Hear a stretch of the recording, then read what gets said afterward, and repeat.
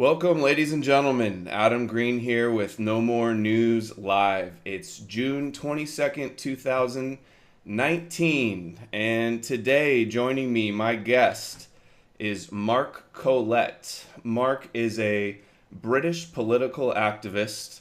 He was a member of the BNP, the British National Party, since 2002, where he was a youth leader in college. And Mark is also the author of The Fall of the Western Man. His website, The Fall of the Western Man, all the links are below. And of course, his YouTube channel. He's still on YouTube for the meantime, although he was caught up in the Vox Apocalypse purge last week and has been heavily censored for his videos. He is the host there of the Patriotic Weekly Review, as Mark likes to call it, the Patriotic Weekly Review. I was a guest on the show about a month or two ago.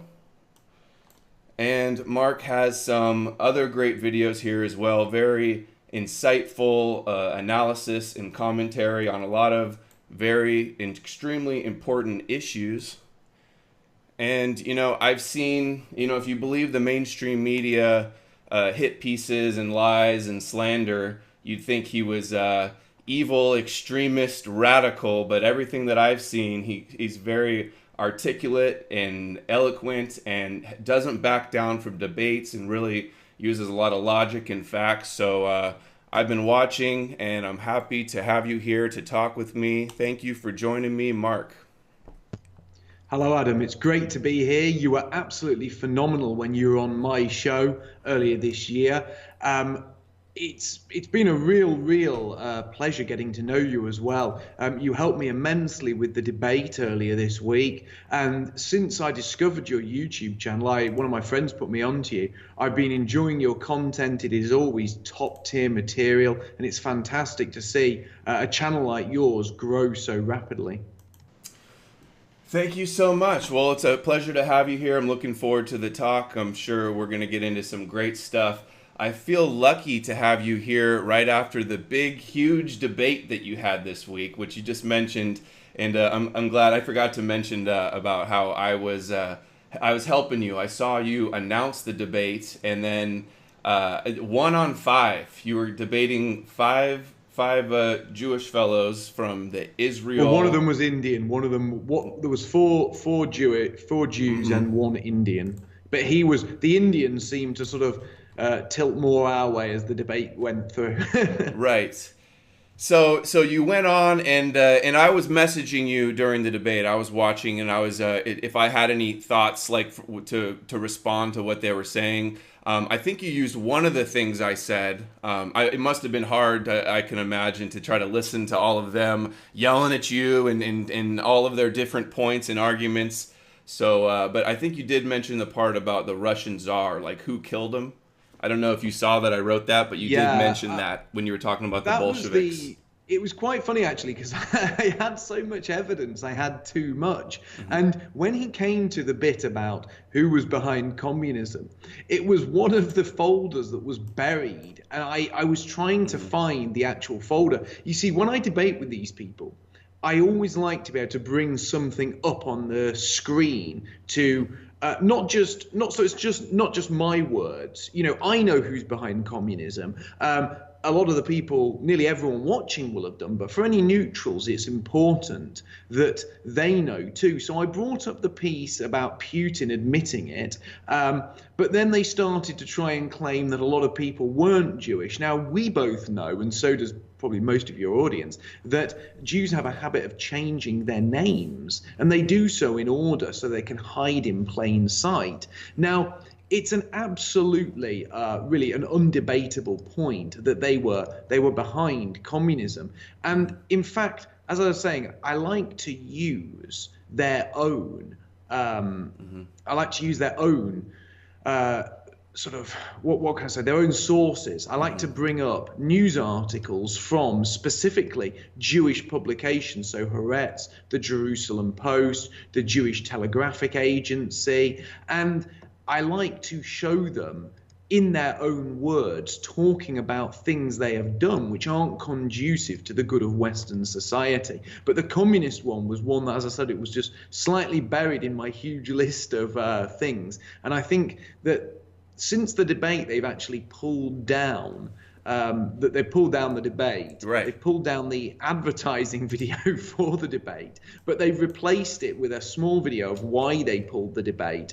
And the only thing they've managed to put into that is a very small clip of them rebutting the argument, or attempting to rebut the argument on communism, because the one thing I couldn't immediately find in my folder, which had over 150 different pieces of evidence in, was the extra pieces on the communist issue. Yeah, I've seen people have emailed me stuff like just huge long lists of so many quotes from different books and what different people say, and it's just like it's so well documented who was behind the Bolshevism and communism. And but yeah, it's amazing. You debated 1-on-5 and they pulled the video down. They took the video down, and you were just telling me how funny this is, that it actually, there's an article up of them saying like how awful the debate was. Yeah, there's been a couple of articles, one from the Jewish News and one from the Jewish Chronicle. Oh, you put it up on screen. Pro-Israel groups online debate with far-right activist backfires. So even their fellow Jews are furious that they held this debate, and they're claiming it was a gigantic loss, that it was something that has only backfired on those running the debate, because everyone knows that they came out of it very, very badly. And to see their main advocate quit halfway through the debate and storm off screaming and shouting, and all he could keep saying was anti-Semite. That was the other thing. Now, at the time when he said anti-Semite, I said, oh, that's just a word you people use to silence us. It's a silencing tactic. But what I should have quoted was a former Israeli cabinet member, and she said, anti-Semitic, it's a trick. We always use it to stifle legitimate criticism of Jews and Zionist Israel. And that is from the winner of the 2000 Israel Prize. I believe her name is pronounced Shulamit Aloni. Now, I should have quoted that as well. That was also in my folder. And that just goes to show that they know what they're doing. When they're using terms like Nazi, when they're using terms like anti-Semite or bigot or hate racist. Hate speech. Exactly. He used that one a bunch of times. You know what bothers me? I was telling you, I was messaging you saying, call him a supremacist. You know, Zionism is supremacy, totally. Kabbalah and Chabad and all the influential Jewish leaders over there are so supremacist. The headlines that say that we're only here to serve them, and that, you know, stuff like that from Ovadia Yosef and the Rebbe. It's so incredibly supremacist. I just did a video on BitChute only, all about the supremacy, and that, not to mention the debate was about their hypocrisy of them wanting to have strong borders and only Jews in their country, but then everybody else, it's multiculturalism and diversity, which you won that aspect of the debate for sure. Oh, 100%. And one thing that always amazes me is almost from the very outset, they won't talk about facts. They won't talk about the actual people behind many of these damaging social narratives that are being pushed. They can just scream Nazi, they just scream anti-Semite. And one thing that was very, very notable, and I kept saying this, well, what about the porn industry? And when the guy who quit stormed off, he tried to say, oh, you're saying that we're purveyors of porn, we're purveyors of filth. And I kept saying, what about the essay by Dr. Nathan Abrahams? What about the essay by Dr. Nathan Abrahams? Now, he will know that Dr. Nathan Abrahams is one of the world's foremost experts on pornography, and he wrote an essay called The Triple Xniks, which is a play on sort of triple X and ethnics, where he outlines not only how, but also why Jews are involved in the porn industry. And he claims that Jews got involved in the porn industry as a way to express their anti-Christian and anti-white hatred. And he specifically says it's based on a power fantasy of Jewish males having sex with Catholic girls as a form of defilement. They are his words, not mine. Yeah, it's really well documented, but I actually told you that I didn't think it would be a strong point to bring that up because I wasn't sure how religious they were. Because if they were religious, they would just be like, oh, I agree with you, that's bad, that's secular, that's leftism, that's atheist Jews. You know, they have that excuse, kind of. Well, they do and they don't. I mean, it's like the Karl Marx thing. They always say, oh, well, Karl Marx was a secular Jew. He was an atheist Jew. Communism anti-Semitic. Wasn't. They call him that. They mentioned that in the debate that he was anti-Semitic, which he did say. He had some quotes that were woke, I guess you could say. Well, these are the sort of things they come out with. But then what they forget to mention or neglect to mention or sort of willfully hide is that in communist states such as the Soviet Union, you have some of the most harsh anti-Semitism laws ever known to man. Absolutely. The Bolsheviks took over and made anti-Semitism illegal. And still to this day with Putin in Russia, you can't question World War II where it's like you go to prison and have to pay huge fines. And he's right there with Rabbi Berel Lazar, the Chabad leader, who's close friends with the Rothschilds. And, you know, the Sanhedrin asked not just Trump to help rebuild the temple, but Putin also. It's like those are their two puppets. Exactly, and this is, you see, the interesting thing about the quote that I used about the Soviet government, it was actually from Haaretz. Putin, first Soviet government was mostly Jewish. Speaking at Moscow's Jewish Museum, Russian president says politicians were guided by false ideological considerations. So this isn't some sort of random clown who's coming out with this. This isn't a source that's sort of dragged off the very corners of the internet on some blog that could be described as a conspiratorial blog. This is being reported by Haaretz. It's been said by Putin. It was said by Putin at a speech to a Jewish group.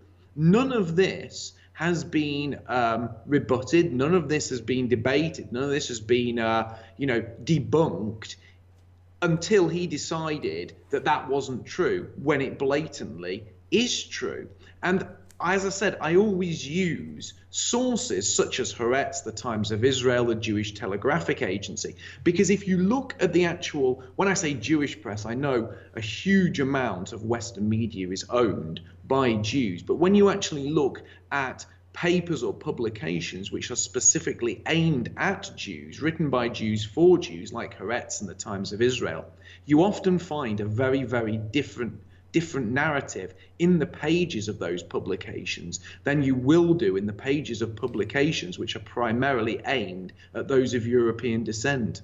The Israeli press criticizes Israel and the Knesset and Netanyahu far more than American media does. That's always been the case too. It's well known all around the world. America, there's just a documentary out recently which I wanted to tell you that because they were disputing that there's any Zionist propaganda in the media. And literally the night before, I just watched the most amazing documentary called The Occupation of the American Mind. It's narrated by Roger Waters of Pink Floyd. And it's amazing, phenomenal documentary all about how all the Zionist neocon propaganda, pro-Israel stuff on Fox News and all throughout the mainstream media, all the talking points and all of the biased Zionist people that they have on all the time. There's no question. And these guys in the debate really showed that they have no integrity or honor, and they're not having an honest debate. They couldn't even acknowledge that AIPAC had tremendous influence. They were even trying to deny that. Well, that was another one of those really amazing things. And one thing he used as a kind of distractionary tactic was to try and claim how much money does AIPAC make? How much money does AIPAC make? How much power does AIPAC have? Well, you see, AIPAC isn't what is known as a PAC. In America, they have, well, you live a lot closer to America than me, and a lot of your audience knows, they have PACs. And these PACs do have to report their spending. But Israel isn't actually a PAC.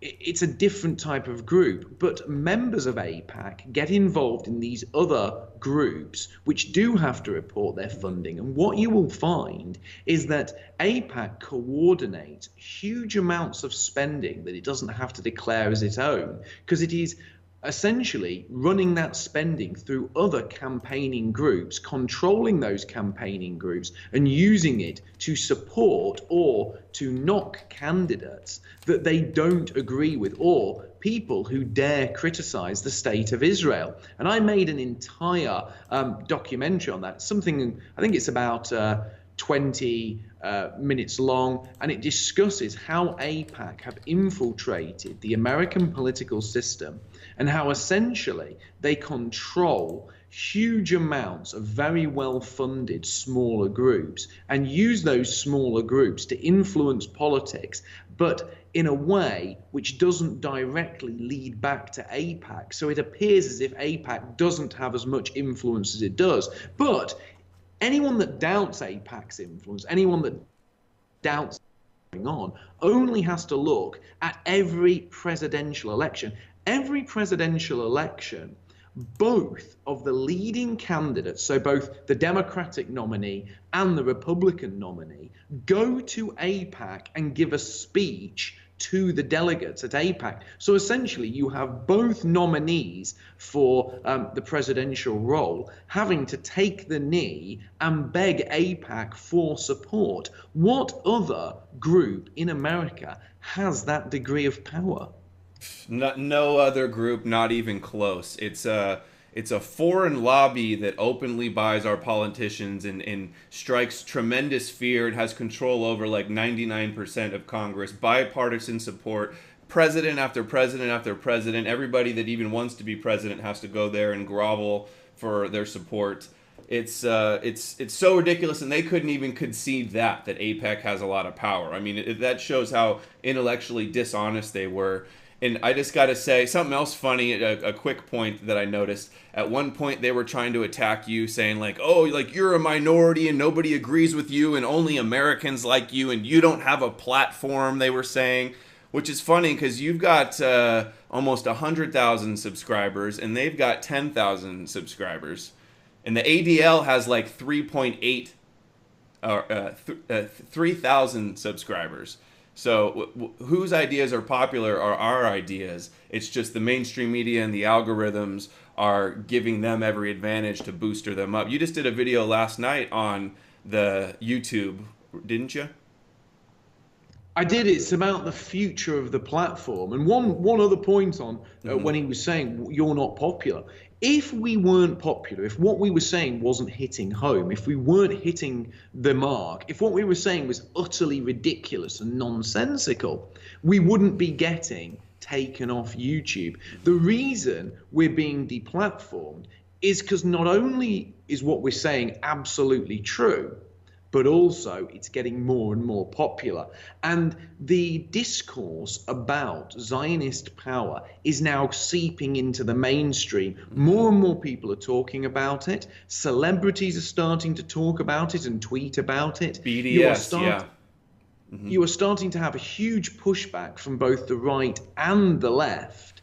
And essentially, this is something that worries them. So now they are shutting down channels, they are deleting comments. YouTube deleted over 100 million comments in the first 3 months of this year alone. Yeah, it's a travesty what's happening on YouTube. I'm doing BitChute exclusives now to try to get everybody to move over. So a little bit more on the debate, and we'll move on to some other topics, but this is just so juicy. We could talk a whole 2 hours just on this debate because there's so much to break down from it. Are you going to do that on your channel, like a in-depth debate breakdown, or are you just moving on? That was something I really wanted to do. I'd have loved to have done a live stream, gone over it and broke it all down. But because of the speech restrictions, you just don't know who's going to be next or what they're going to take your videos down for. I mean, all my videos that I produce, all of the ones that are scripted videos with information, get looked over, and the scripts are read and passed by a practicing English solicitor before they go online. So every single one of them is legal under UK law. And it is or English law, and it's absolutely absurd that videos that are legal under English law and pass some of the strictest hate laws in the world are now being removed off YouTube. So YouTube are basically saying that their internal guidelines are stricter than some of the strictest hate laws in Europe. And this is absolutely insane. So if I was to do a blow-by-blow breakdown of that debate, adding more info, adding bits of context, I think my channel would have a strike on it straight away. And at the moment, there is this push for creators like you and I to either move to a different platform or start producing material that would ultimately be rather vacuous in comparison with material we've produced in the past. Right, right. Yeah, I saw you were talking about how even if you're careful, which, you know, I don't hold back. It's not like I want to say a bunch of nasty things and I have a bunch of hate and I'm holding it back. I say what's on my mind, but I am careful to try to not get censored, you know, use like, you know, a code word or euphemism here or there. But it doesn't even matter if you're careful. You stick to the facts. You only use their words. It does. If you're exposing truth that they don't want out there, it doesn't matter how careful you are. They will take you down. So just, I guess, the hardcore stuff put on BitChute, keep the more safe stuff on YouTube. Is that the path forward for now, you think? It is, but I mean, when we talk about using safe words, I always try to use words and phrases such as those of European descent. I try to use words and phrases like those of immigrant descent. So I am not naming any specific racial groups when I use either of those comments. And it's very important that we do that because we are trying to stay within their guidelines. But when I'm producing a video talking about tweets from John Cleese, which have been widely reported in every single mainstream newspaper, and I'm simply talking about demographic trends, which again have been widely reported in every mainstream newspaper, and at the same time I am using terms like those of European descent, yet my videos are still being removed, you've got to start wondering, how far is this going to go? And if you think to what's been going on Twitter, people have been banned for calling liberals and Marxists NPCs. So if you're calling somebody an NPC and using a silly little grey face, blank expression grey face, and you're getting banned for that, how much further is it going to go? Are there euphemisms we can use? I mean, at one time, they were banning people for simply having the three parentheses around names and words. And I think the way their algorithms are moving and the way their technology has advanced, I think very soon they will be able to just put in whatever words and phrases we are using as a group, and entire videos will go. And no one is safe. I mean, when you look at some of the bigger channels like the Thulian Perspective, we've lost Countercurrents Publishing. Patrick Slattery, another guy who helped with the debate, a good friend of mine, you know, he's lost every single video he's ever produced. His whole channel had never had a strike, never had a single infraction, and it was all just gone in an instant. Brother Nathaniel had his channel with like hundreds of thousands, the whole thing taken down. It's just the biggest book burning ever. They're calling people Nazis and then burning their books. You know, they don't get the hypocrisy again. Well, the hypocrisy, the great hypocrisy of that is when the Nazis were burning books, they weren't actually burning books, they were burning pornography, and they were burning material aimed at children that advocated for nonsense such as transgender studies in schools. They weren't burning ideological texts, they were burning absolute filth and degeneracy. What is being destroyed today isn't the filth and degeneracy. The filth and degeneracy is just 1 or 2 clicks away, and you'll find all the filth and degeneracy you want. What they are destroying today is actual knowledge and political discourse. And if you actually look at recent tweets by people who are pushing the transgender agenda, they are all saying, oh, wasn't this a terrible time in Nazi Germany when all the transgender study books were destroyed. Well, it probably wasn't a horrible time for children because they weren't mutilating their own genitals and committing suicide because they'd had a sick ideology pushed upon them. Yeah, I don't want to get too off path right now, but I did see you talking about how the idea that all of this, how it's something I hadn't thought of, how it's sexualizing children. Like, children don't know anything about sex until they like start, hitting puberty. So this idea that young kids, pre-puberty kids, are prepubescent children, are thinking about what gender I am is just completely insane. It is, and what you've got really is you've got people like, I think he's called Desmond is Amazing. Now, Desmond is Amazing.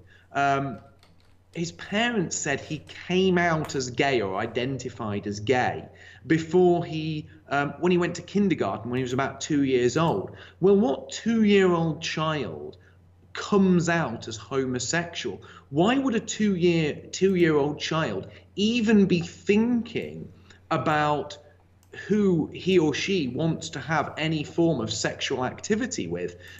A 2-year-old child only begins talking about sexual activity and ideas of gender orientation if they have been absolutely indoctrinated or abused by their parents or carers.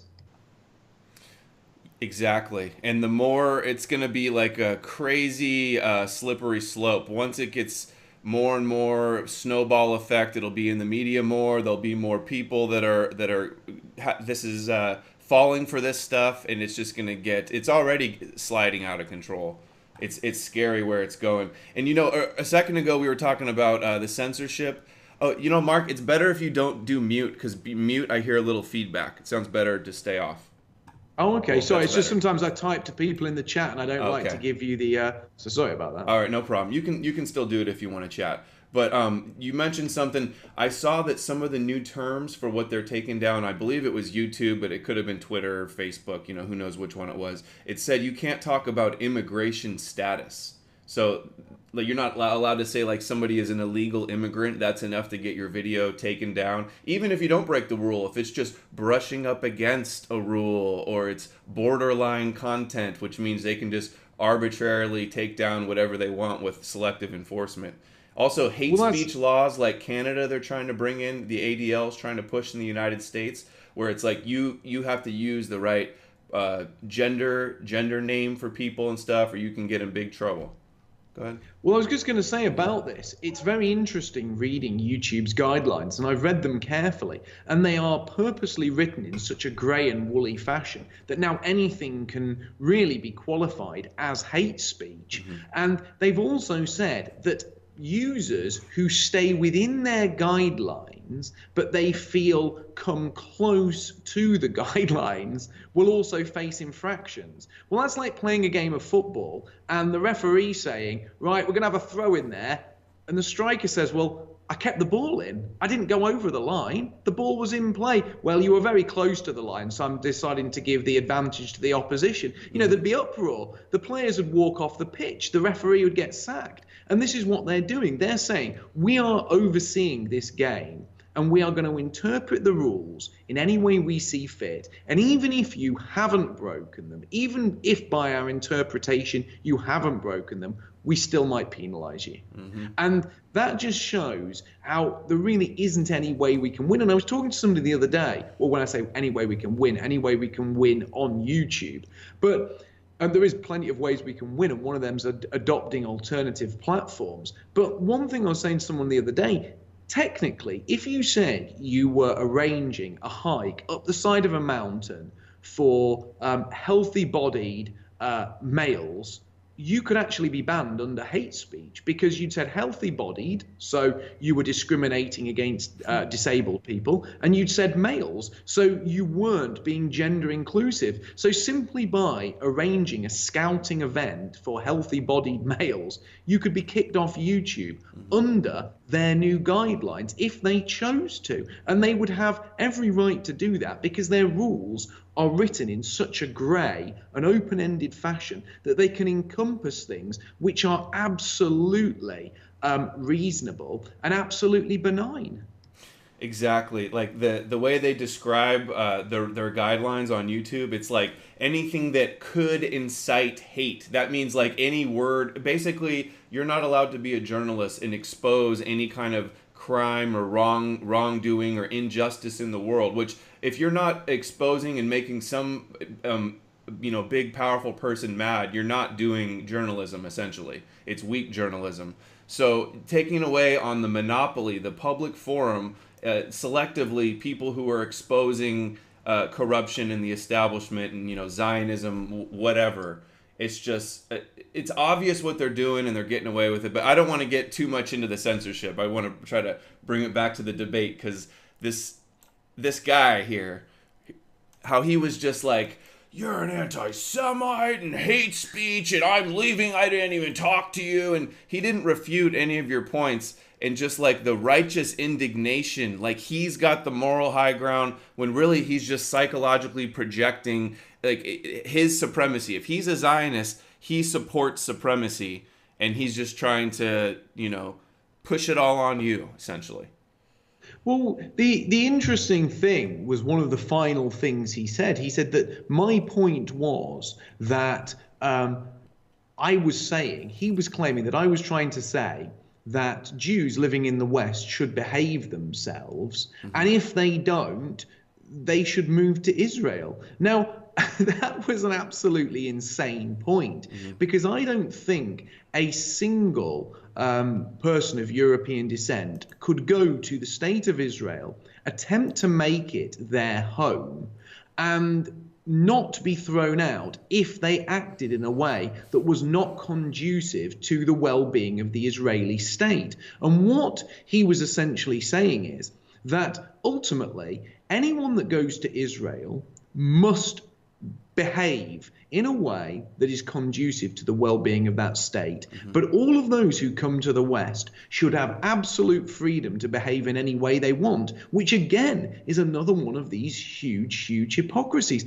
In fact, one of the other guys on there, Brian of London, said that people who go to Israel and advocate on behalf of the Palestinians should be removed from Israel. They should be deported. Now, can you imagine if I would have suggested deportations, which I didn't, for Zionists in the UK who are advocating for open borders? If I'd have said that, I could have ended up being arrested the next day. But he can sit there and openly say, we want rid of anybody coming to Israel to advocate on behalf of the Palestinians. And they think that's completely reasonable, and they sit and they nod and they smile. But if somebody says, well, you know what, maybe you guys should respect us. Maybe you guys should actually behave in a way that's conducive to our well-being when you're living in the West. And then they start talking about the Holocaust. He started saying, I wanted to put him on a cattle truck and send him to a death camp. It's and like again, every time they have to go to that, like that's their only debate strategy, is call people anti-Semitic, Nazis, and then bring up the, World War II. Exactly, because it's so emotive. It's a weaponized subject. And I've always said there are three pillars to white guilt. There are three pillars to white guilt. There is the Holocaust, there is slavery, and colonialism. And those are three topics that are the most lied about topics in history. And they are used to instill white guilt amongst those of European descent, to make us hate ourselves and to morally disarm us when we are advocating for our own rights and well-being. So I was simply saying, we want a homeland for our own people. We have the right to exist. And he was saying, well, the Holocaust, checkmate, you don't. Well, I think that's absolutely absurd, especially when you look at acts like the Holodomor, which Israel refuses to acknowledge. The state of Israel refuses to acknowledge acts like the Holodomor, and they think that's absolutely okay. They think that not acknowledging the Holodomor is absolutely a reasonable thing. But if anyone was to question any facet of the official narrative on the Holocaust, and all of a sudden there is absolute outrage. Yeah. The fact that we need to talk about that issue on BitChute speaks volumes in itself. That's one of the things they go after the most. But yeah, it's like a never-ending mass collective guilt for the Europeans, and then eternal innocent victim and sympathy for them, and they just bring it up every single time. You know, that Knesset member, the woman that said anti-Semitism was a trick. She mentioned pulling the Hala card as well in that same video. They always do it. It is their trump card. But what you've got to ask yourself is, if we're talking about suffering, if we're talking about pain, if we're talking about death, and if that's what matters, if the reason they bring up the Holocaust is something to do with suffering and that human suffering is bad, then if we take their official number, if we take the official statistic of 6 million, that absolutely pales into comparison with the 100 million that have been killed in the name of Marxism, have been killed by communist regimes. Millions and millions in China, millions and millions in the Soviet Union, 8 to 10 million in the Ukraine, by means of forced starvation, you know, the killing fields of Cambodia. I mean, look at the mountains of skulls that the Zionist war of terror, and you know, in our lifetime also. All of these things. Yet it's not about death. It's not about suffering. Because if it was, we'd be talking about the Holodomor. But we are only talking about the Holocaust. Because in the UK, the Holocaust is the one historical occurrence which is central to every curriculum. It's the one thing that no British school is allowed to remove from the curriculum. So every child is force-fed this diet of the Holocaust, 6 million, Nazi monsters, white people should hate themselves. But if you said to children, do you know about the Red Terror? Do you know about the gulags? Do you know about the Holodomor? Do you know about the killing fields of Cambodia or the Great Leap Forward? They'd look at you as if you'd fallen off the face of the moon. They would never have heard of these things. And all of the things that I have just mentioned are constantly debated. Some people deny them absolutely, and no one bats an eyelid. Yet again, the Holocaust is the only historical occurrence which you can be imprisoned for questioning any facet of. And the amazing thing about so-called Holocaust denial is if you question any facet of the official narrative, if you question the roller coasters of death, if you say that maybe only 5,999,999 people were killed in the Holocaust, if you question the numbers by just one, that is classed as Holocaust denial, and that can land you with a prison sentence in many nations around the world. It's defined, the definition of anti-Semitism at usstate.gov says that if they exaggerated any aspect of it, that's anti-Semitism. But we've seen so many people busted about lying about stories, or, you know, hearing, you know, myths and repeating them that turned out not to be true. So the fact that they can, if it's the law that you can't call them out for exaggerating something, that gives them the ability to exaggerate anything and to be able to get away with any kind of lie that they want if there's no debate or scrutiny allowed. But one more thing on this debate, and that is they posted it live, it streamed live. There was like, do you know how many people were watching? Like 1,300 or something like that? About 1,500 people, I believe, at the peak. It was quite well viewed. I mean, I believe if we had proper algorithms that actually pushed things up that were popular, it could have been one of the top streaming things on the platform at the time. Possibly, yeah. Well, YouTube will never allow you to trend or show up over here in the recommended. So the important people know they never posted it after it was live. They pulled it down. Then they put up this little 5-minute hit piece where this guy's like, oh, it was so racist and the chat was full of so much hate, we had to pull it down. You know, if you were so awful and they were so right and won the debate, they should leave it up so everybody can see you embarrass yourself and them just dominate you with their logic and facts, you know. But no, they took it down. They put up this little segment, and look at the thumbs down. 1.3 thousand thumbs down to 230 up, and they had to remove the comments here as well because they can't handle. Can't handle. Well, it. just one last point on this. This was another piece that we never got to in the debate, but the head of the Jerusalem office of the Simon Wiesenthal Center said that the Holodomor is definitely, his words not mine, is definitely not a genocide, and Israel should not recognize the Holodomor as a genocide. So the Simon Wiesenthal Center wants to completely deny the suffering of those of European descent when it is at the hands of Jewish people, but it exists primarily to make European people feel guilty for crimes that they allegedly committed against the Jewish people. Yeah, in Norman Finkelstein's book, The Holocaust Industry, where he says that they're crooks, like straight out of the elders of the forgery, and that they have what they're trying to do is they want to have a monopoly on suffering because it makes them like unique and special in a way, and they can always bring it up like the trump card, like you said.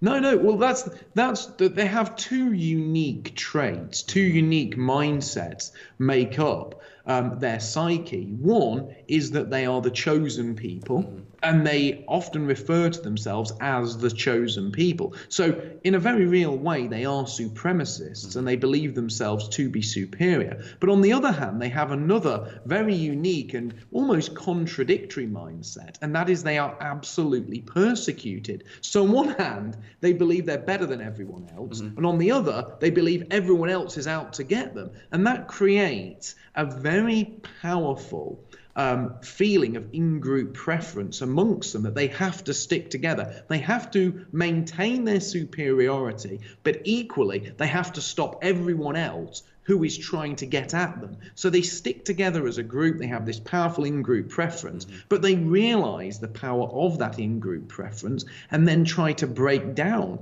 the in-group preference of other groups, such as those of European descent. And they then engage in activities which are not conducive to our well-being and often undermine, attack, and erode family values and attack the nuclear family, which is, of course, the foundation of any successful civilization. Yeah, the victimhood status is a very powerful position to position yourself in. And you have to, the book, The 48 Laws of Power, it talks about how the person that's always pretending to be the moral one and to be the victim, to watch out for them. It was like he's describing the ADL to the T. It's almost like they even have to be the best at being hated. You know, all the studying and, anti-Semitism is rising. And that's another telling thing. They always say, anti-Semitism is rising. The answer to that, more education on World War II, which shows that they use that to try to stifle so they can get away with their Zionist agenda, which really is building a temple, fulfilling their prophecies, and enslaving the non-Jews, or having the non-Jews be Noahide law followers where they have to worship Israel and the Jewish people. I mean, it's all in their own words in the books. I just put it up on BitChute. Well, it's very important that people educate themselves on issues of World War II, and I recommend The Greatest Story Never Told, and also the documentary called Hellstorm, which deals with the horrors that the German people were subjected to after the Second World War, and actual massacres and mass starvations of people who were in prisoner of war camps that served as part of the Wehrmacht or other German military units. And these things are absolutely horrific, and you can see the way history has been absolutely twisted, and the way, when you speak to people about that history, people actually do believe that Germany declared war on Britain and other nations, when in fact it was Britain who declared war upon Germany. And it was Winston Churchill, who was quite a large supporter of Zionism, who was absolutely desperate to ensure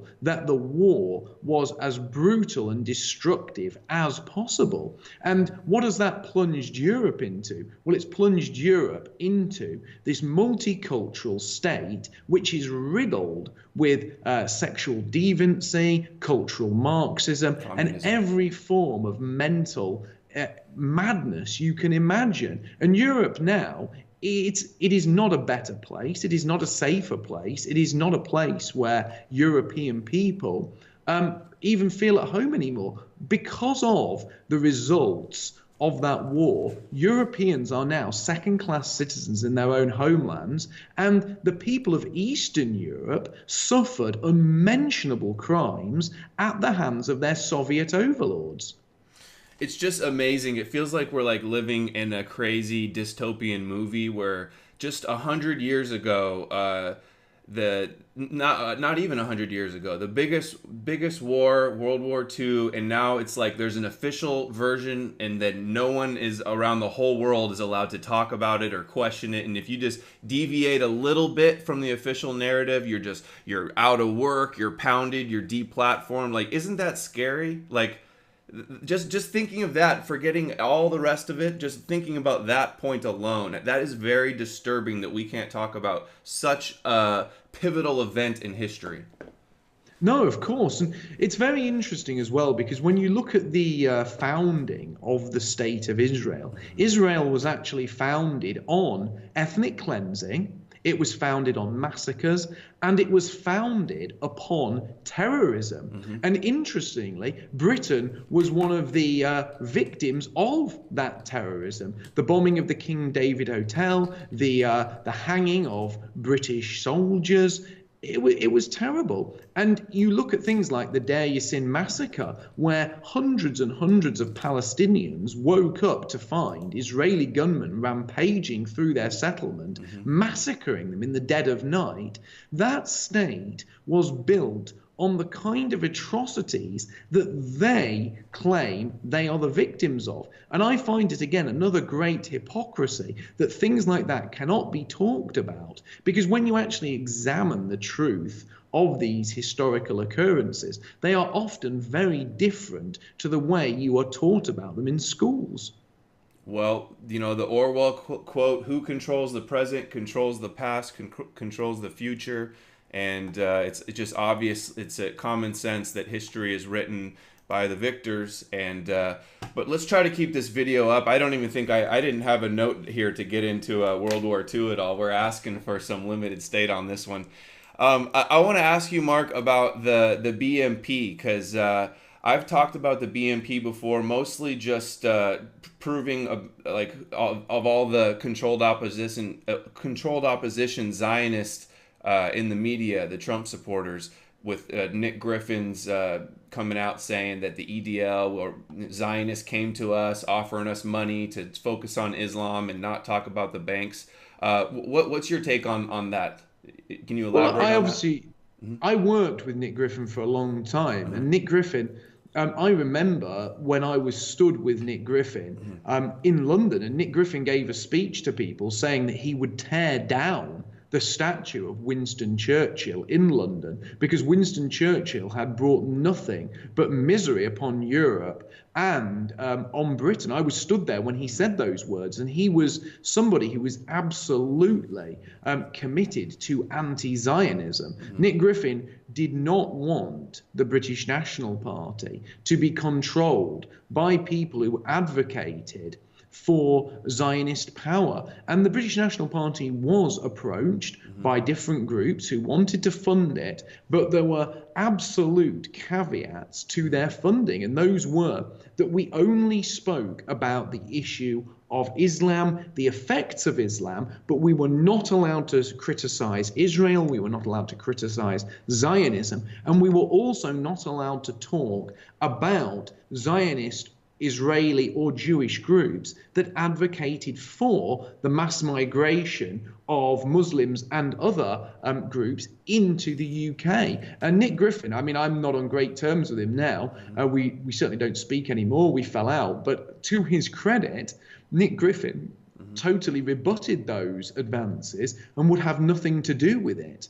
And when you look at the operation of other groups like the EDL, you can see where the Zionists went with their money when the BNP rejected them. Absolutely, yeah. It sounds exactly like you're describing Tommy Robinson, Lauren Southern, all the rebel media people, basically all of the alt-light, essentially. That's what alt-light means to me, is just people that are on the right that are Zionists, essentially. Well, exactly. And what's more, I just want to touch on the Lauren Southern thing. Lauren Southern had the gall to make a documentary called Borderless, which was largely scripted by two Hope Not Hate informants. And she sat with the head of an NGO, of an Israeli NGO, an actual Israeli herself, who was bringing migrants into Europe, teaching them how to lie to the authorities. And she sat there and refused to name the ethnicity of that woman. Now, Squatting Slav did an amazing video on this. I think it's called something like What Lauren Southern Isn't Telling You. Red Ice did a very similar video. And I did an hour-and-a-half expose on Hope Not Hate and how they were manipulating Lauren Southern from behind the scenes. And some people didn't believe me, but when Borderless came out, that documentary was a complete disgrace, where instead of concluding that this mass migration is doing huge damage to European nations, she concludes that it's just bad for everyone and maybe some of them should come here, but the right ones aren't getting here. Well, that's just nonsense. It's like these people who live in America and are so cucked, I call them cuck-servatives, and they constantly say, well, we're only against illegal immigration. What? So if Trump says it's legal all of a sudden for 100 million sub-Saharan Africans to flood into America, is that all of a sudden a good thing? Because somebody's got a little rubber stamp and whacked it on a piece of paper to state legal.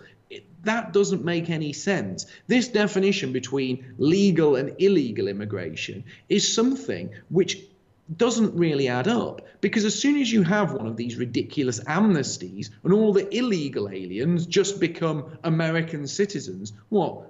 Do they transform overnight because somebody's hit that piece of paper with a rubber stamp? Of course they don't. They still pose the same threats to the American way of life as they did the previous day when they were classified as something else.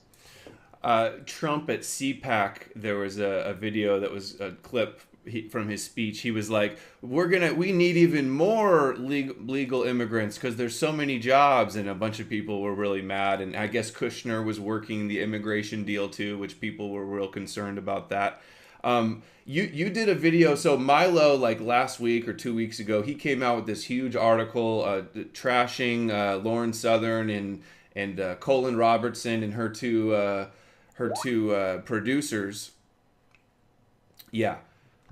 And her two producers, and you did a video exposing Hope Not Hate a few months ago as well, and Tommy Robinson kind of touched on that in his Panorama video. He called Lauren Southern and called her out, sort of.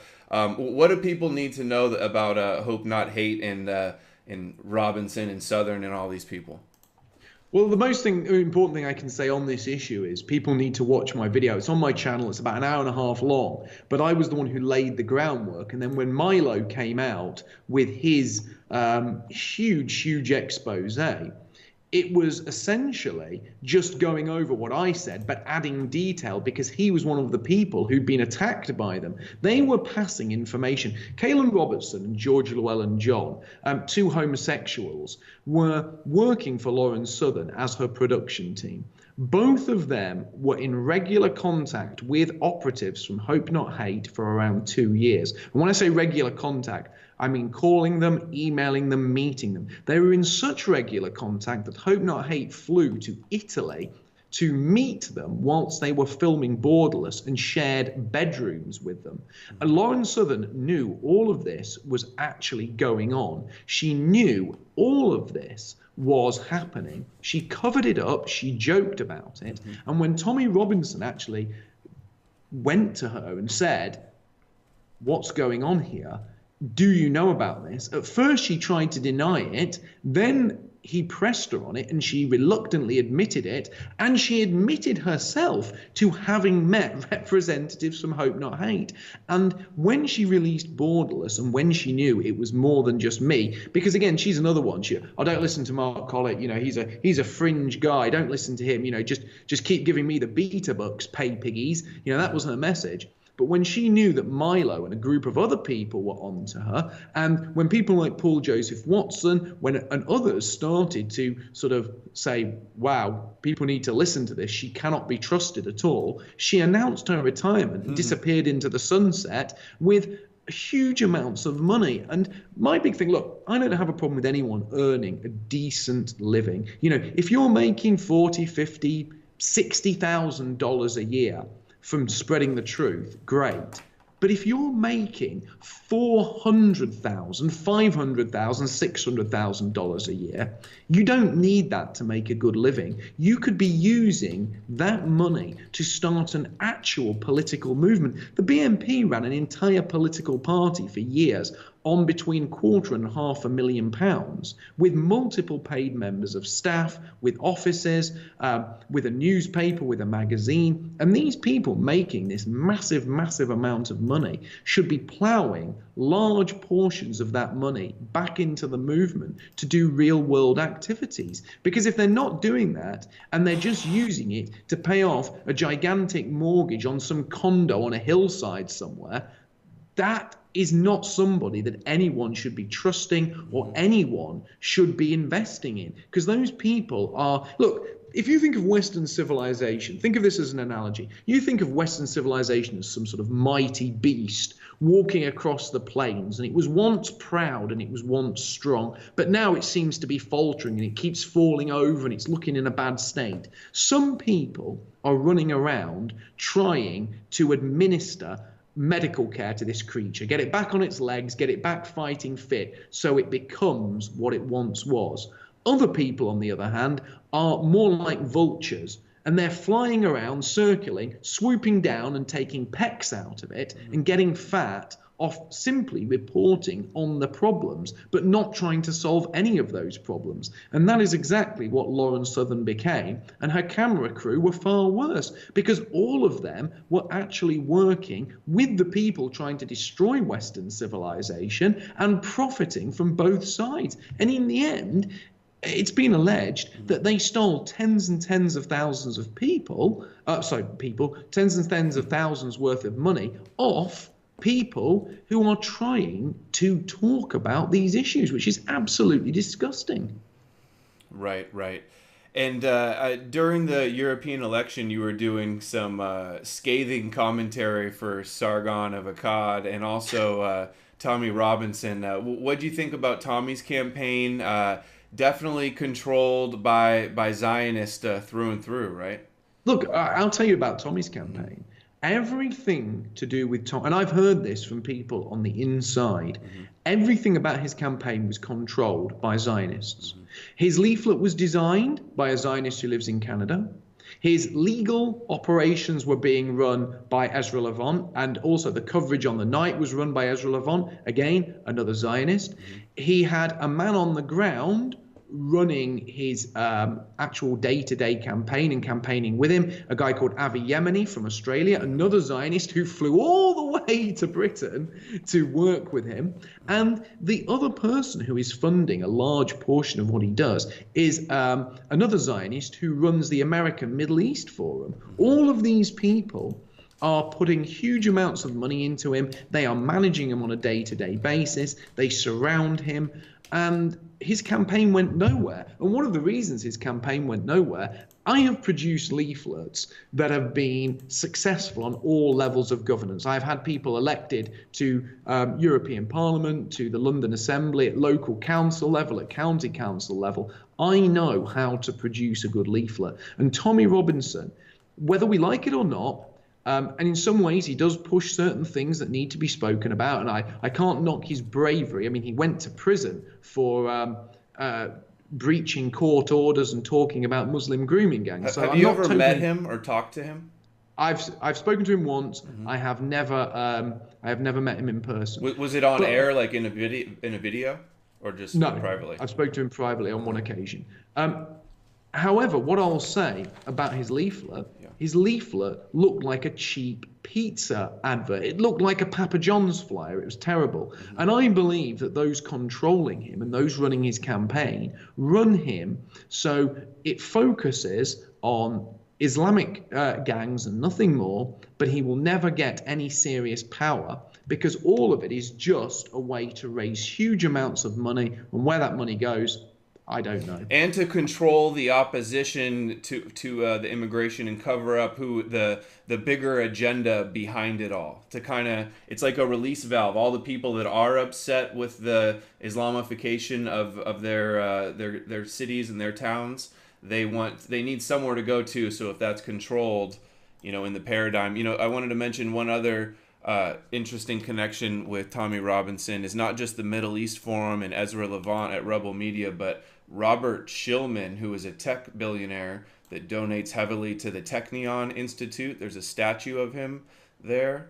And then he funds Rebel Media and the Friends of Israel. He sits on the board of the Friends of Israel Defense Forces, the Jewish Foundation for the Righteous. I guess that's the righteous Gentile, the Noahide Gentiles. The David Horowitz Freedom Center funds James O'Keefe, the Rebel Media. So that's, Tommy was a Shillman Fellow. That was his title for some point. So funny the name Shillman, right?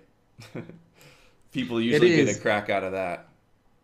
No, it is. Yeah. And you've got to remember, though, for working class communities, Tommy is very much a hero because many working class communities in the UK are under siege by hostile Muslim communities who are perpetrating huge crimes against white girls. They're sexually abusing them, they're grooming them, they're doing horrific things to them. And Tommy speaks out about that. So these people love Tommy and they think he is the way forward, but he will never actually talk about those who are behind multiculturalism. He won't talk about those pushing the open border policy.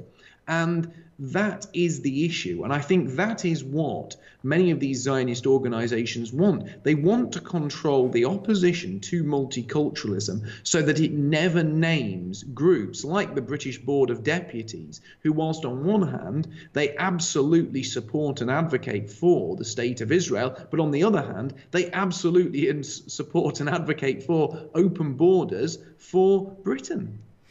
Yeah.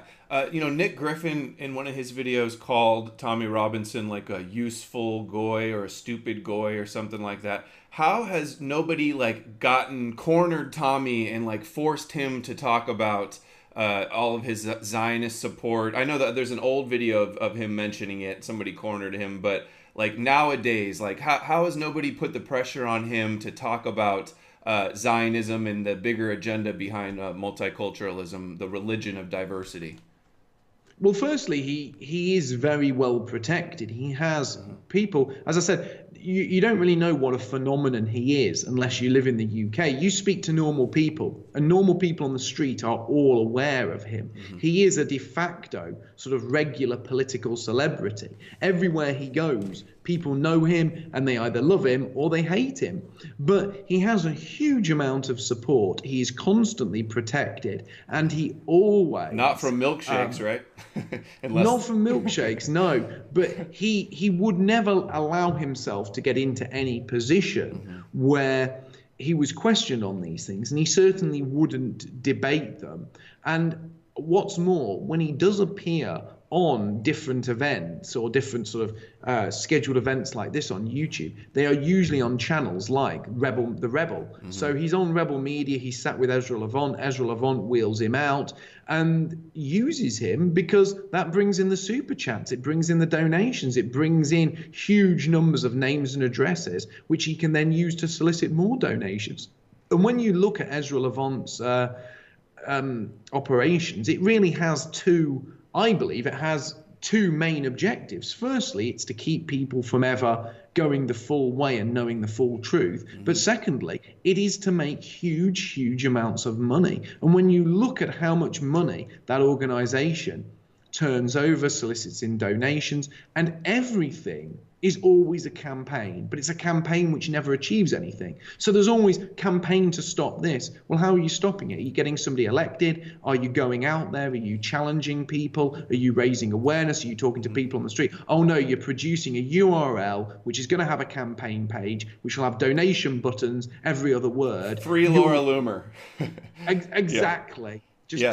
It's funny that Colin Robertson, from all of this, he did an expose on Rebel Media and called them out for their, sign up for our mailing list, making all this money and not giving it out to people.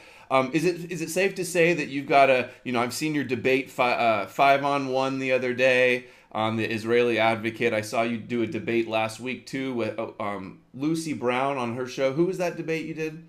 It was a guy called Mystery Rob. Mystery Rob, yeah. The mystery was where his testicles had gone. No, you dominated him in that one as well. So I'd like to see a Tommy Robinson, Mark Collett, Battle of the Britons debate. I'd like to see that happen. If you can set that up, I will be more than happy to participate. And that throws it out. There's two people I would love to debate. The first is Tommy Robinson. I'd love to debate him. In fact, not even debate, just have a friendly chat.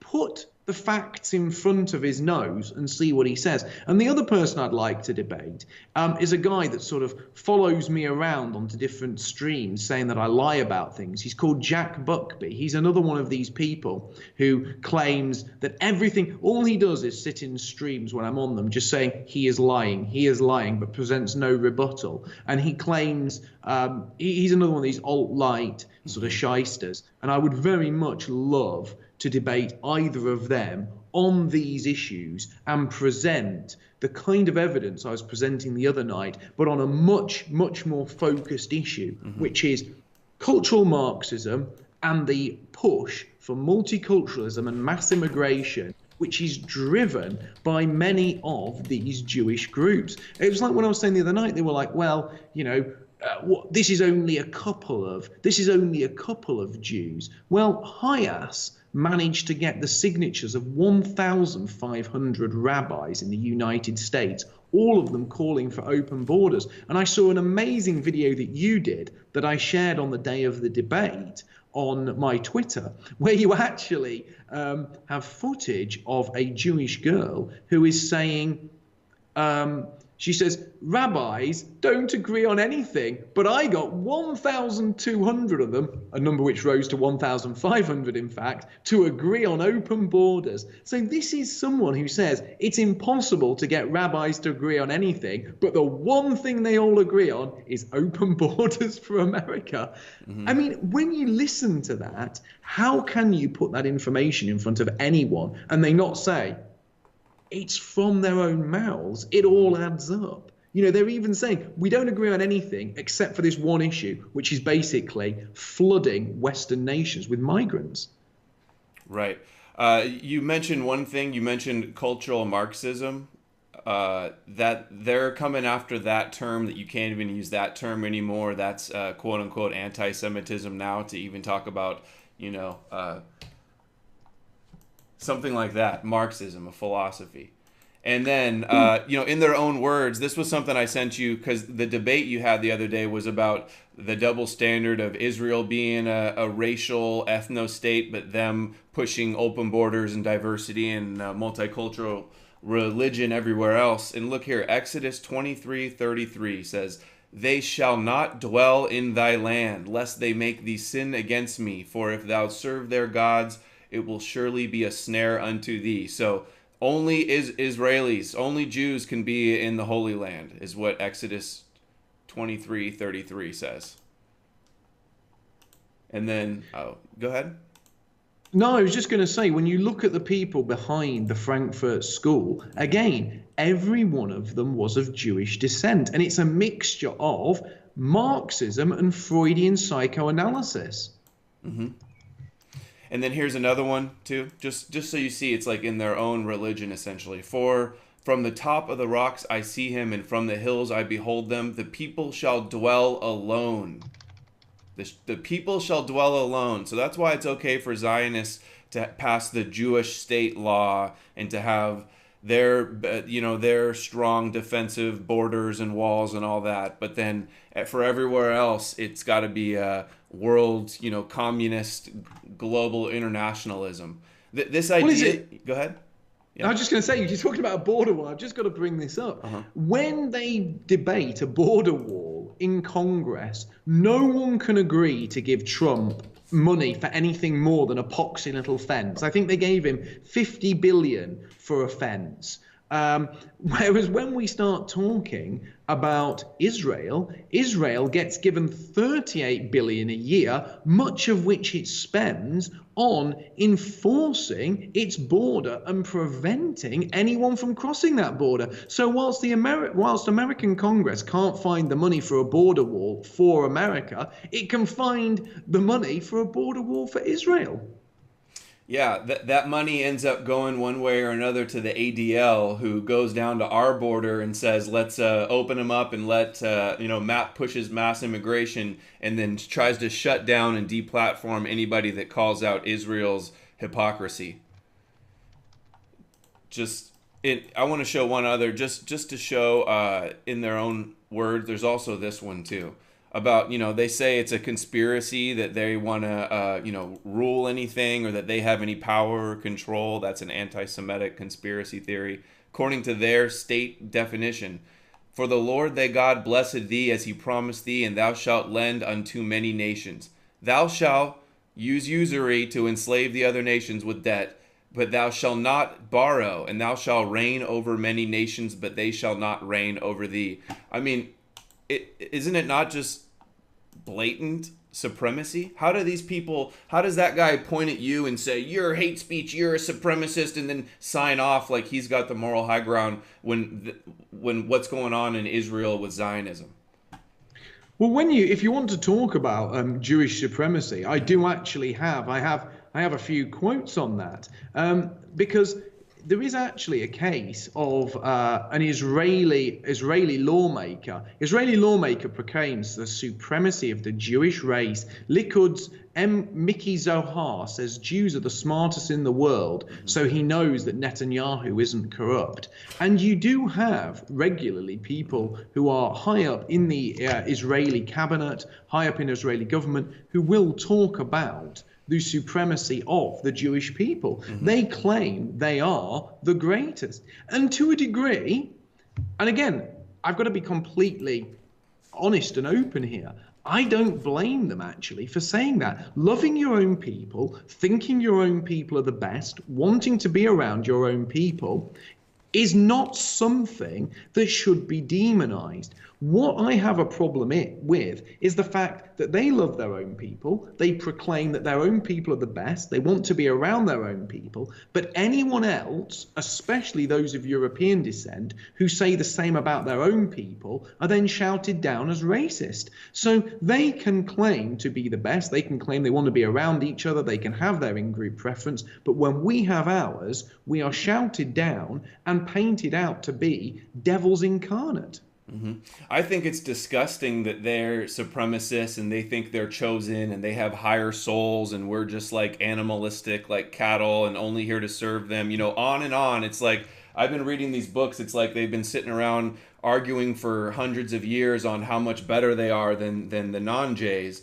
But it's the supremacy is just so blatant, and that they're in the position to censor anybody that talks about it.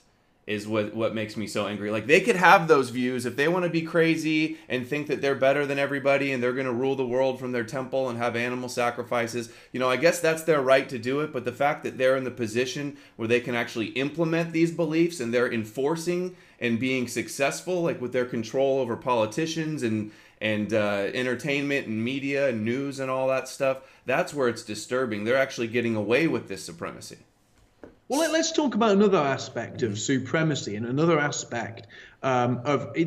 You'll actually like this because it's going to tie into Tommy Robinson. Now, Tommy Robinson and many others in the UK love to point out, and in the US, love to point out when Muslims do certain things. They love to point out the issue of grooming gangs. They love to point out the horrors of halal slaughter. But if you say to these people, what about kosher slaughter?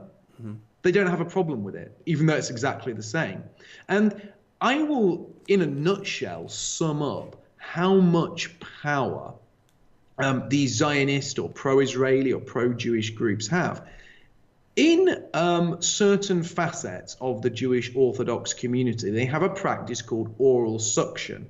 Now, oral suction is when a rabbi circumcises a male Jewish baby in a synagogue, and then he places his lips on the penis of the Jewish baby to suck off any excess blood. Now, if anyone that doesn't believe me, there are many pictures of this on the internet. There are many stories about this, and there are in fact stories about how Jewish babies have actually been infected with herpes during this practice. It's quite disturbing. Mm-hmm. Now, I can tell you this: if there were stories about Muslim communities doing this, if there were stories about things like this going on in mosques, Tommy Robinson would have it all over placards. So would Pamela Geller. So would all these other anti-jihadists. Mm-hmm. And they would be marching up and down every street in Britain and America talking about this. However, as it is the Jewish community doing it, people like Tommy Robinson don't want to know. And I've actually encountered people who are on the British sort of nationalist scene, who, when they have been challenged about the issue of kosher slaughter, they have said that should absolutely be legal, it should be supported, and it's completely different to halal slaughter. And if you were to talk about the issue I've just raised now, they would either completely deny it or call it part of Jewish culture that they may not necessarily agree with, but they wouldn't want to interfere with. Mm-hmm. And this is the double standard. This is the double standard. If you were to go to Tommy Robinson tonight and talk about this rather horrific and disturbing issue, which is going on in the West, like if they want to do things like that in Israel, I will never agree with practices like that. I think they're absolutely foul and abhorrent. However, if they want to do them in their own country, it's none of my business. But the fact they are going on in Western nations, and these so-called nationalists would never ever mention something like that, but at the same time are tripping over themselves to discuss Islam for any reason, mm-hmm. shows that there is this Zionist double standard even amongst the nationalist community. Right. Yeah, it's funny that you went into the circumcision, because I was just going to mention that's a huge double standard as well. They always like to say, oh, the Arabs and the Muslims, they do female genital mutilation, but it's like, okay, you guys also are doing the snipping as well, male genital mutilation. Also the double standard that they're always fear-mongering about Sharia law, but they say nothing about the Noahide laws, which are equally disturbing and actually written into a bill in the United States in 1991 that President Bush signed into law, the Noahide laws. Not that they're enforced, but they are in there in the language. And also another hypocrisy is all these Zionists, you mentioned Pamela Geller, they had the Draw Mohammed contest, like where they're all defiant and, standing up for free speech. But the very same people that supported the Draw Mohammed contest lost their minds when there was this anti-Semitic cartoon in the New York Times with Netanyahu leading a blind Trump around. No, this exactly. And these are the double standards. Now, I believe here in the UK, if people want to draw a cartoon of Muhammad, they should be absolutely allowed to do that. You should be absolutely allowed to do that. But if you're absolutely allowed to do that, you should absolutely be allowed to draw a humorous cartoon that offends or ruffles the feathers of any other religious or ethnic minority. And I just find it absolutely mind-boggling how these so-called counter-jihadists take such absolute pleasure in insulting Islam in any way they can. But if you were to even utter the most mild criticism of the state of Israel, they go out of their minds. And again, that's another huge and really pertinent hypocrisy that we need to talk about, is the fact that here in the West, we are meant to value the right to criticize the state you live in. Well, people in Britain are free to criticize the British state, but very soon they won't be free to criticize the state of Israel. Well, imagine that. A Western state making it illegal to criticize one particular foreign state. Imagine if we said it was illegal to criticize Russia. And I brought this up in the debate. You have magazines like The Economist drawing cartoons of Putin as an octopus and calling him the meddler, stating that Russia menaces Western democracies. Well, I don't think Russia exerts anywhere near the influence on America that Israel does. In fact, no nation exerts the influence on America that Israel does. No nation has America yapping like a dog and jumping around performing tricks for it. Israel does it openly. It's like systematically. It's all throughout the system. They're openly doing it at every level. But I do think that Russia, is working covertly for their own interests as well. And playing their part in this whole Chabad Zionist world order. Oh, look, Russia, like any other nation, will act within their own interests. But my point is, you are allowed to call Russia out for that. You are not allowed to call Israel out.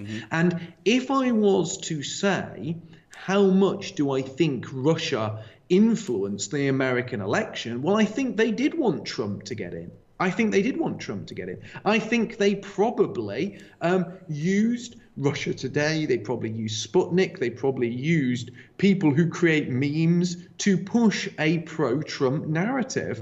But to suggest that Russia Today and a few Russian meme makers sat in little offices in Moscow have anywhere near the power that AIPAC does is absolute fantasy. Well, just the simple fact that all of the talk about Russia meddling or Russia collusion and not a word about Israeli collusion, and when one Congresswoman Ilhan, what's her name? Ilhan Omar. She speaks up and thus mentions AIPAC exists, and they all go crazy and pass unanimous bills in the House to condemn it. And Ted Cruz just passed another one to condemn it. And the double standard, how dangerous it is. I mentioned the Noahide laws and Sharia law. The relationship that Chabad Lubavitch, Kushner and all the people connected with that, and the Trump presidency, that would be like a president, like a Muslim president, bringing in like some radical extremist cult that is supremacist and wants to rule the world, and bringing them in and honoring them and having a special day for them. It's the same thing, and that's what's going on. That's how disturbing it is. Oh, of course. And again, talking about these hypocrisies and the power they have, isn't it amazing that in America, Christian symbols are now banned on public ground? Christian symbols. Now, actually, today, another great content producer, I've got to give him a shout out. He's a wonderful guy, Vincent James of the Red Elephants. He has become very, very red-pilled on the JQ. And he posted this up earlier today, and I'm going to read this from his Instagram. ADL, which stands for the Anti-Defamation League, slams SCOTUS decision to allow World War I memorial cross to stay on public land. The Anti-Defamation League announced Thursday they found it deeply disappointing that the Supreme Court decided not to tear down a nearly 100-year-old memorial cross in Bladensburg, Maryland, honoring soldiers who died in World War I. Now, isn't that amazing that the Anti-Defamation League wants to tear down a nearly 100-year-old cross in a war memorial for men who were 99%, if not 100% Christian, that fought in World War I. Yet every year you see the world's largest menorah pop up in the grounds of the White House. So the Christians who fought and died in World War I for America and now lie in this cemetery.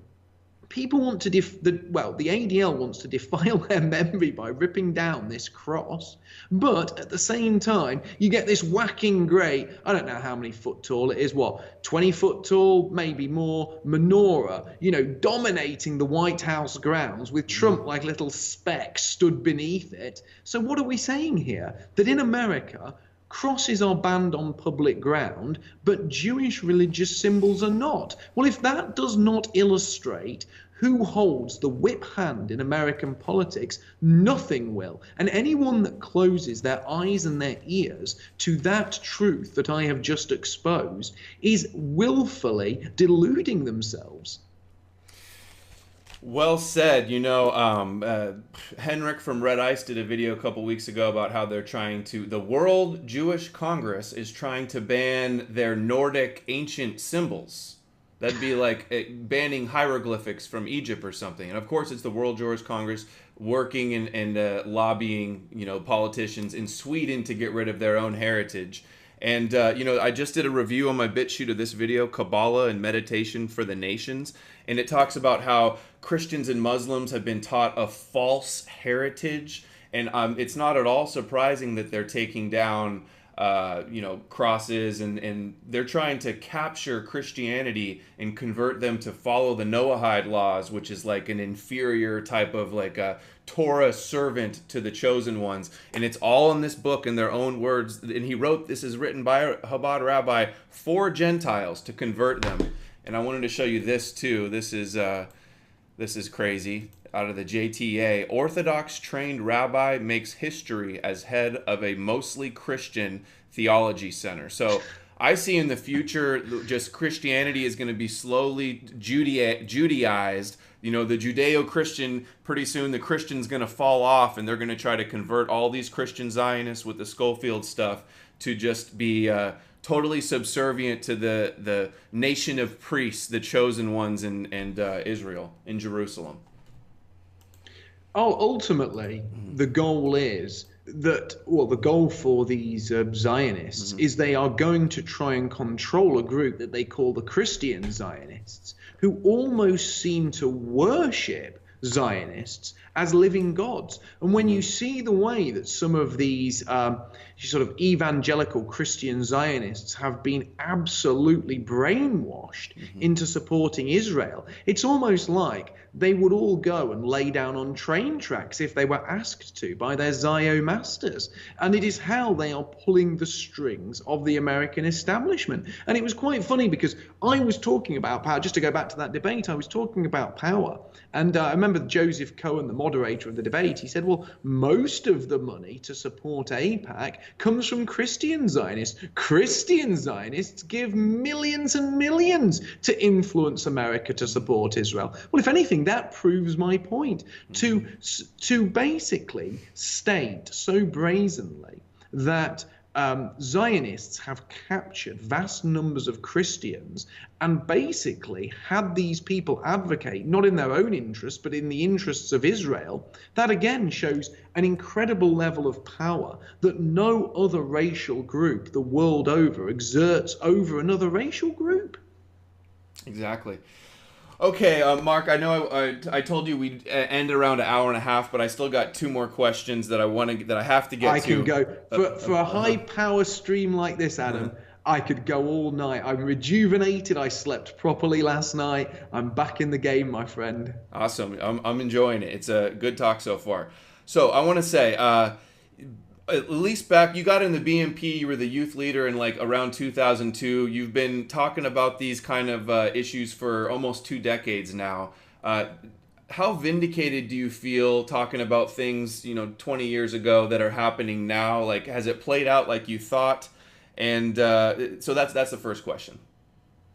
I feel in some ways being vindicated is great, because you are like, I was right. I was right about all the things I was warning about. I was right about the things I talked about. I was right about the fate of the UK and much of the fate of other white Western nations. But there's also, you say I was right with a heavy heart because you have predicted disaster, you've warned of disaster, and disaster has come to pass. And ultimately, despite the fact I warned everyone that terrible things were going to happen, I can't really take much pleasure in watching those terrible things come to pass, because I've spent my life warning people with the aim of preventing them happening. But I have warned people, and sadly my warnings have fallen largely on deaf ears, and those horrors have come to pass, and we are facing a situation where we are being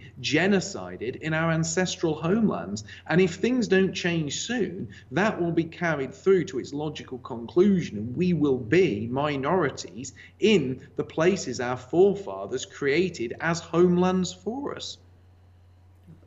Right. Well said. And where do you think, on the trajectory we're on right now, where do you think the world is going to look like in 20 years? Oh, I think in 20 years' time, if I'm still here to be discussing it with you, which I hope we both are. I hope both of us are still here to discuss this. Neither of us are in prison, and hopefully neither of us will be in prison either. I know.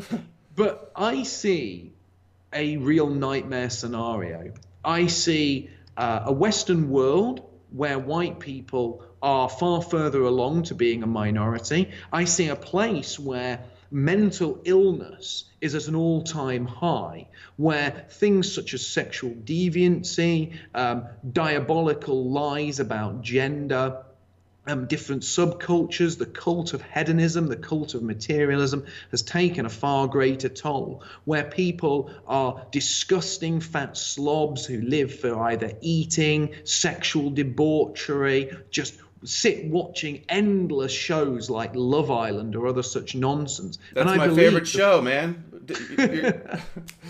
Love Island, I've never even heard of it, actually. Is that in the UK? That's in the UK. Okay. It's the latest degenerate show. Love Island, all right. And everyone absolutely adores it. But I believe that our people will have fallen further from grace, and they'll become closer and closer to being a minority. And those people who have fought back against it, those people who are standing up against it, they will be a larger minority, because as things get worse, more people wake up. But that larger minority will also be persecuted on a greater level.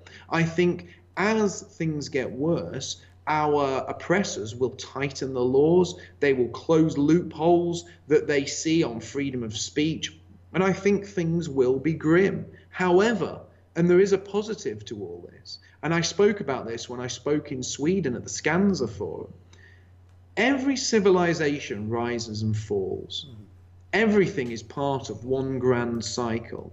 But in the end, the European spirit always rises like a phoenix from the flames. And if history has taught us one thing, it is that tiny minorities of very motivated European men and women have repeatedly changed the whole passage of history simply by making incredible sacrifices. Whether we're talking Rorke's Drift, whether we're talking the Battle of Thermopylae, whether we're talking about the Siege of Vienna, small numbers of people have often managed to make a huge difference and change the course of history. And that's something, that ability to do that is something which is absolutely European. It's something that lives within us all. So what I'm saying is, never give up hope, because a great man once said,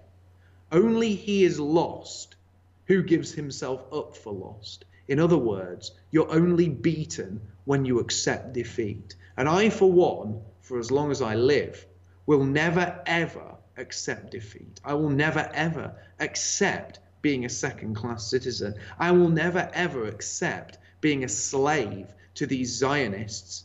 And really, as long as we have the truth and hope in our hearts, we can still turn things around. And that is the most important message I could give to anyone. Awesome answer. I'm glad I asked that question. That really sent you down a good one. So hopefully this one will be also as good. You mentioned about like the European people, how they have a resistance, not giving up.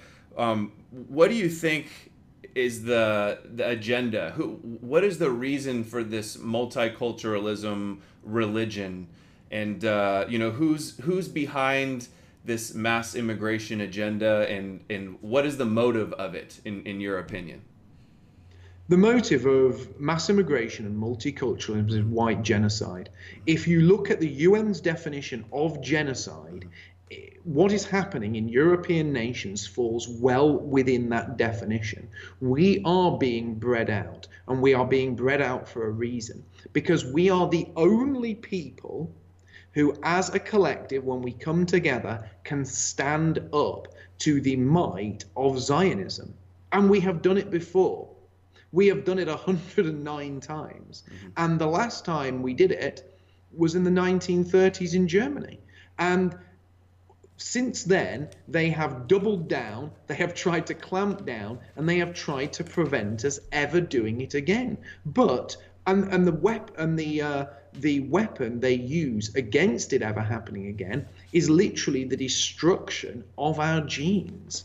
They are now importing millions and millions of people who are not culturally or ethnically compatible with our people, with the aim of reducing us to minorities and eventually breeding us out of existence. And if things carry on the way they're going, we will be a minority in the UK by 2060. And once we're in that position, the people pushing this agenda are convinced we will never be able to fight back. We will never be able to break free. But as I said before, that is not the case. As long as the European spirit lives on, there is always hope for our people. I hope so. I still have hope. I'm doing all I can to spread the awareness about this. Knowledge really is power. Sometimes I feel like our battle isn't necessarily with the bad guys, the small minority. It's more with like the people that should be on our side, but that are duped by the propaganda. I saw you in one of your Patriotic Weekly Review videos. You were having a debate on if you should go after like the people on the left, or if we should more focus on like the alt-right, the kosher conservatives, and try to like that's the first battle. What's your take on that? On who's to blame? Like, don't you see what I'm saying, right? That we need to wake up basically like our own people, the people that should be allies against the oppressors. And go ahead. I'm sorry. Yeah, it's a really good question. And I used to work in marketing, mm-hmm. and I've got a degree in marketing and economics, so I know exactly what I'm talking about here. Never ever waste your time trying to win over people who you can never win over. Let's say you're working for a company that sells rugged off-road mountain bikes. Mm-hmm. Are you going to try to sell those mountain bikes to people age 70 and over? You're not, are you? Mm-hmm. Why? Because they don't ride mountain bikes. Mm-hmm. They're not in the physical state to go riding mountain bikes.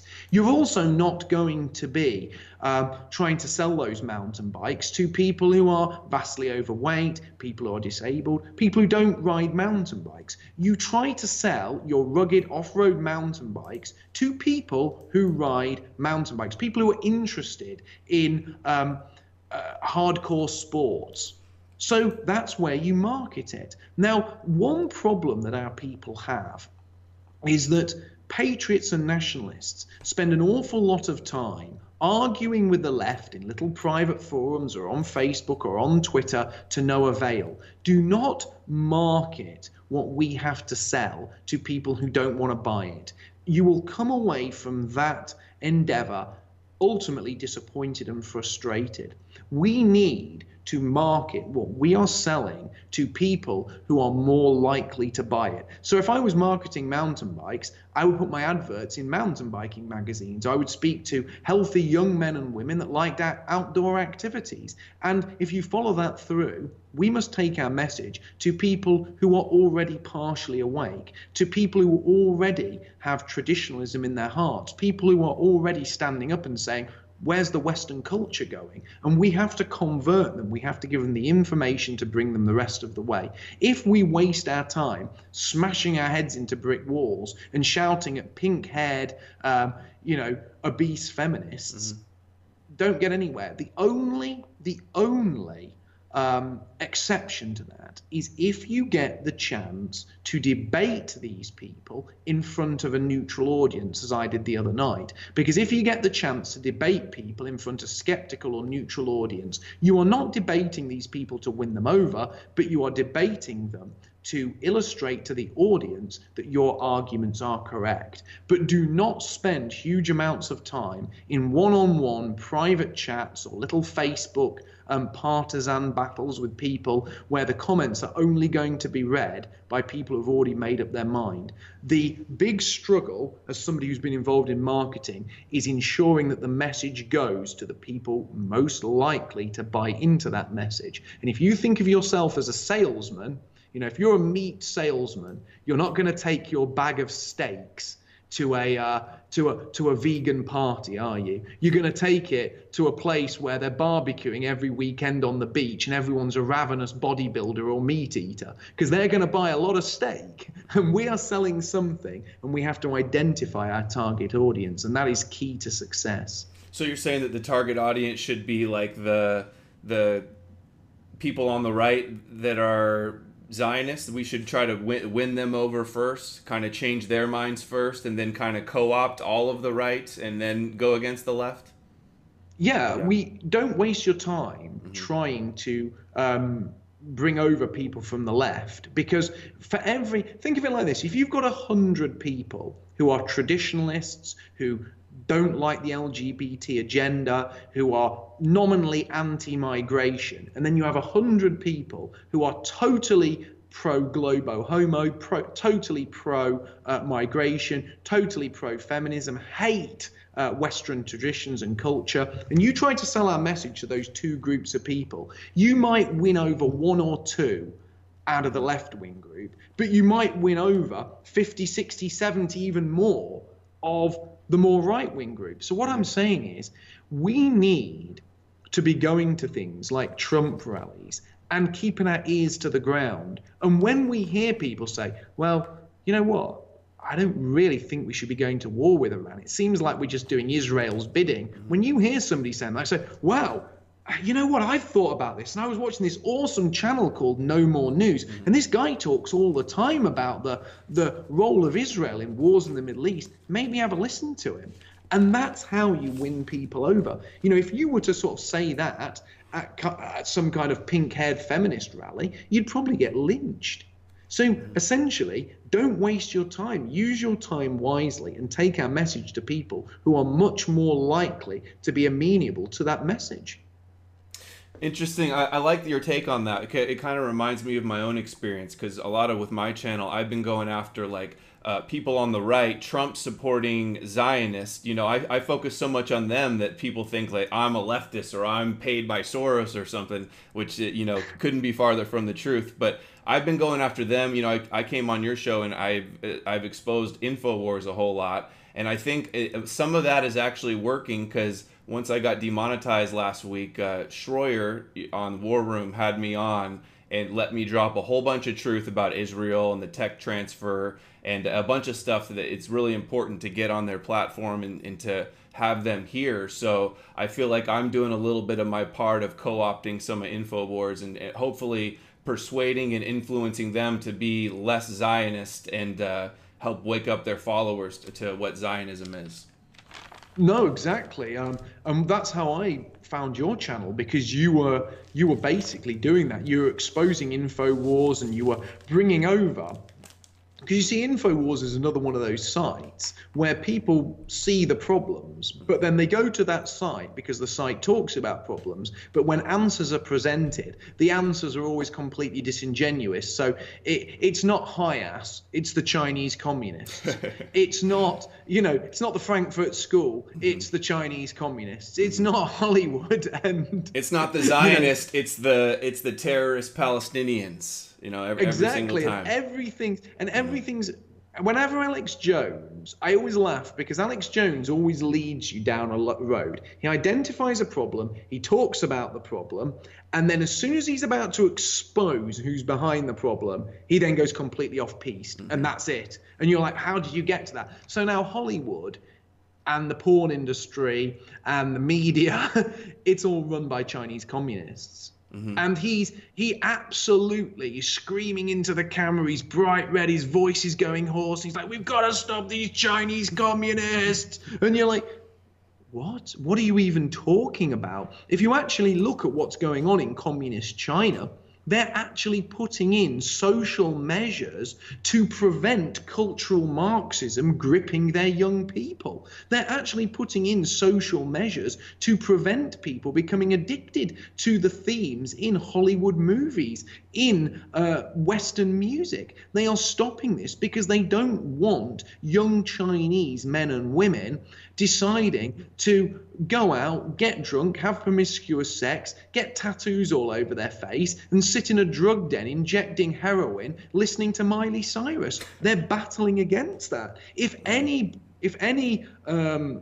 nation on the planet is putting more moral guidance in place to stop the influence of Hollywood and the Western press, it's China. So what Alex Jones is saying is demonstrably false on many, many levels. But he thinks if he says Chinese communists, they'll let him off, that they won't completely demonize him. But he's a fool. And he was absolutely wrong. Of course they're going to completely demonize him, because the way these people work is there's a line that goes from right to left, and they pick off the person at the furthest right first, and everyone else to the left of him usually says nothing because they don't want to be associated with that scary person to the right of them. But as soon as they get rid of the person to the furthest right, they brand the next person, one step to the left of the person they've just got rid of, as the new extremist, then get rid of him. And the process continues until every last person to the right of center has been destroyed. If you capitulate, they know that what they're doing is effective, and then they try it some more. That's why you'll get Carlos Maza saying, oh, we're going deplatforming, and deplatforming is the coolest and stuff, and that's how they're always acting on Twitter. I think the chat's on to you. They're saying that you're a Chinese shill for all that. Chinese. I'm just kidding. Well, I made that up. But Israel works with. I'm joking. I was just making a joke. Israel works with China on all these business deals and all these tech transfers. Also, who brought communism to China and built up China in the first place was a lot of the usual suspects as well. Not to mention like Kissinger and Nixon and those groups. But oh no, definitely. But what I was going to say about the China is there's a great episode of Murdoch. I don't know if you ever watched that. No, I haven't. Well, in that episode, the Chinese invade America, and the American nationalists conclude that they're in favor of the Chinese invasion because white Americans are only second-class citizens after China's invaded. But under the current sort of Zio influence, they're seventh-class citizens. So they settle for the improvement of Chinese overlords who treat them with more respect than their Zio overlords. People should watch Murdoch. I'm sure some people in the chat do. I'll have to check that out. Murdoch.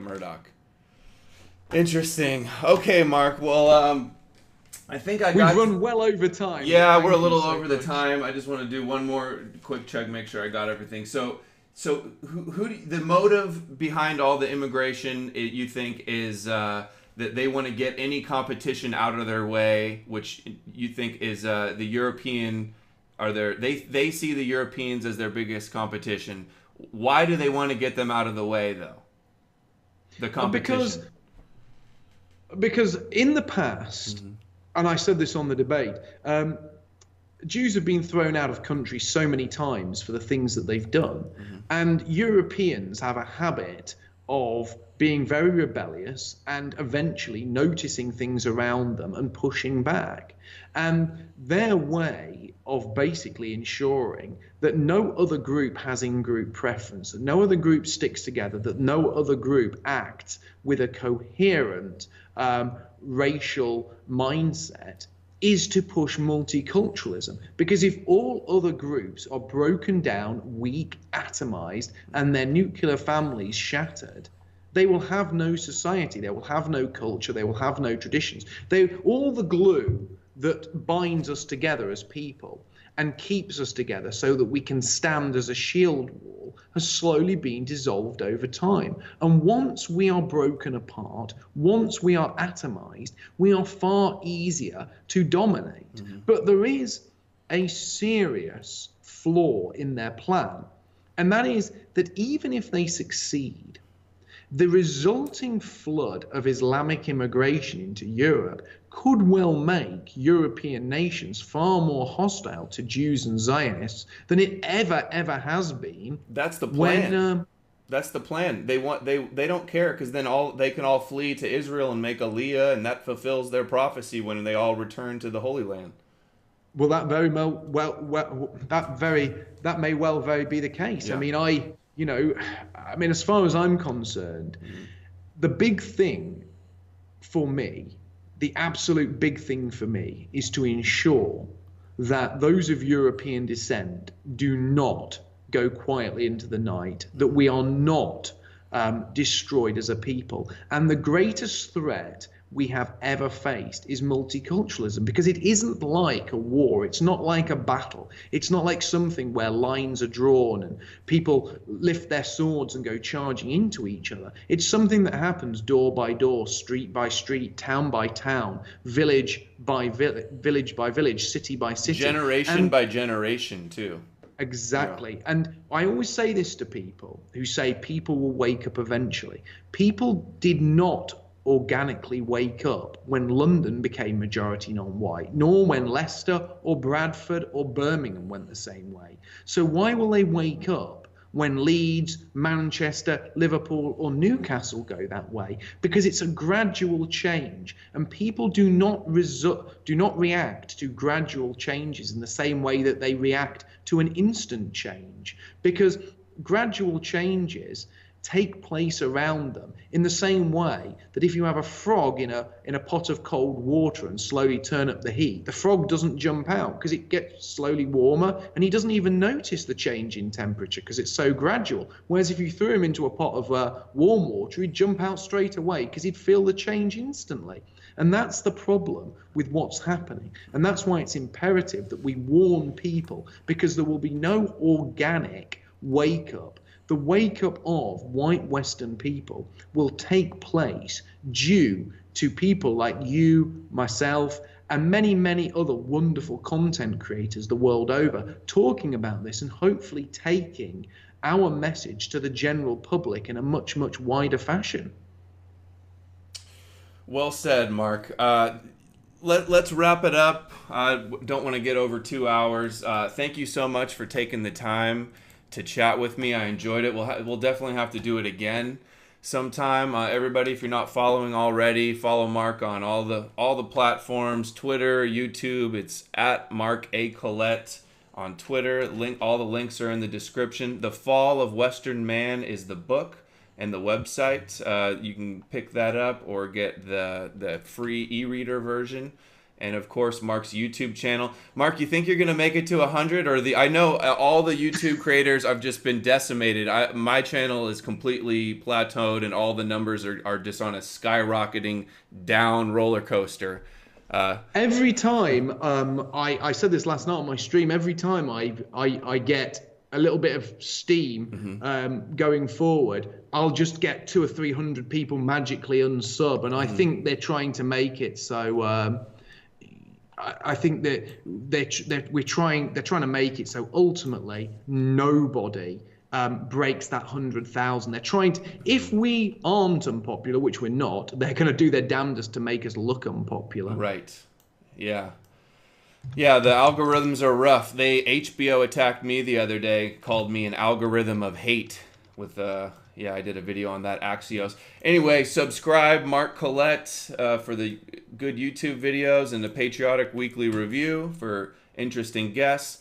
If you haven't seen the debate, make sure to check out the debate. It's up on Plato Rising's channel, the full 2-hour debate, and then after that, watch the little 5-minute version they put up where they spin with their lies. It's so shameful that they took that down, man. Actually, it's almost great because it makes it makes them look even worse that it was so bad that they knew it, that they had to take it down. Well, exactly. I mean, their own people were telling them to take it down. So I'll put those links in as well. And of course, I'm Adam Green with nomorenews.org. Thanks everybody for the support and for watching on this weekend. Thanks again, Mark, for coming on. I enjoyed it. It was a thought-provoking talk. Keep up the great work, and I'll talk to you soon. Thank you so much. All right, take care, everybody. See you in the next video. Knowledge is power. Spread the word. Like, share, subscribe, and I'll see you in the next video.